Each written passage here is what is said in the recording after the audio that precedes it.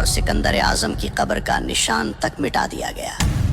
دنیا کے ہر خزانے اور ہر تخت کو زوال آیا، لیکن 1400 سال سے روئے زمین پر ایک مقام ایسا ہے جس کی حفاظت کے لیے زمین اور آسمان خود ڈھال بن جاتے ہیں۔ یہ مدینہ منورہ ہے اور یہ روضہ رسول ہے، لیکن تاریخ کے سینے میں 1164 عیسوی 1164 AD کی وہ رات آج بھی کانٹے کی طرح چبھتی ہے، جب زمین کے نیچے ایک ایسی ناپاک سازش رچائی جا رہی تھی جس سے عرش بھی کانپ اٹھا تھا۔ ایک سرنگ جو کسی ہیرے جواہرات کی تلاش میں نہیں تھی، بلکہ وہ سرنگ کائنات کے سب سے مقدس جسم وجود اطہر صلی اللہ علیہ وسلم تک پہنچنے کے لیے کھودی جا رہی تھی۔ مدینہ سو رہا تھا، لیکن ہزاروں میل دور شام کے شہر دمشق میں ایک بادشاہ کی نیند اڑ چکی تھی۔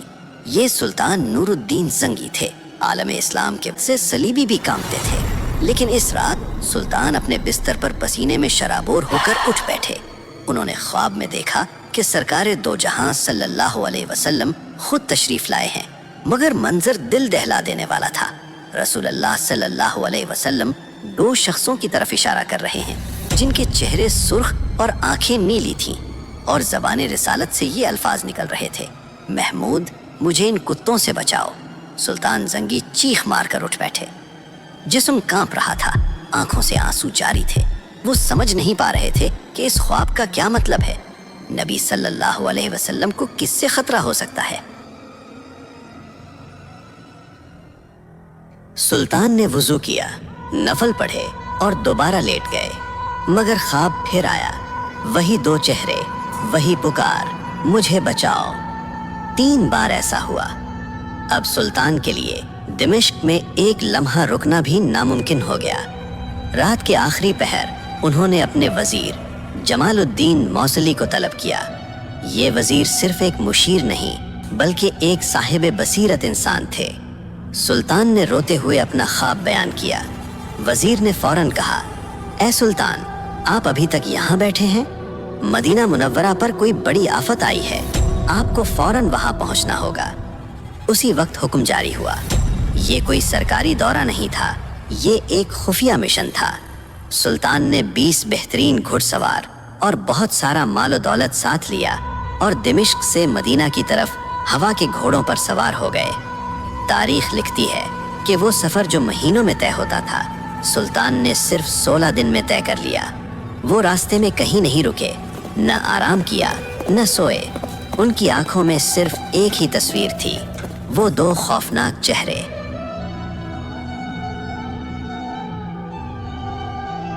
جب سلطان مدینہ پہنچے تو شہر کی فضا سوگوار تھی۔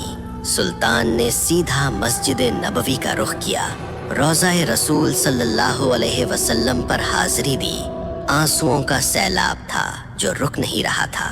لوگ حیران تھے کہ شام کا بادشاہ اچانک یہاں کیسے؟ سلطان نے اپنے وزیر سے کہا: میں کسی کو بتا نہیں سکتا کہ میں کیوں آیا ہوں، مجھے وہ 2 چہرے تلاش کرنے ہیں۔ ایک منصوبہ بنایا گیا۔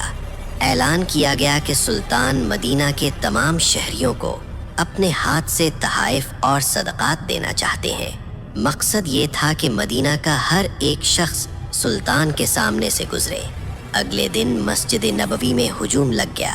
شہر کا ہر بوڑھا، بچہ اور جوان قطار میں کھڑا تھا۔ سلطان ہر چہرے کو غور سے دیکھتے اور پھر مایوسی سے نظر ہٹا لیتے۔ گھنٹے گزرتے گئے، لوگ آتے گئے، تحائف لیتے گئے، مگر وہ 2 چہرے کہیں نظر نہیں آئے۔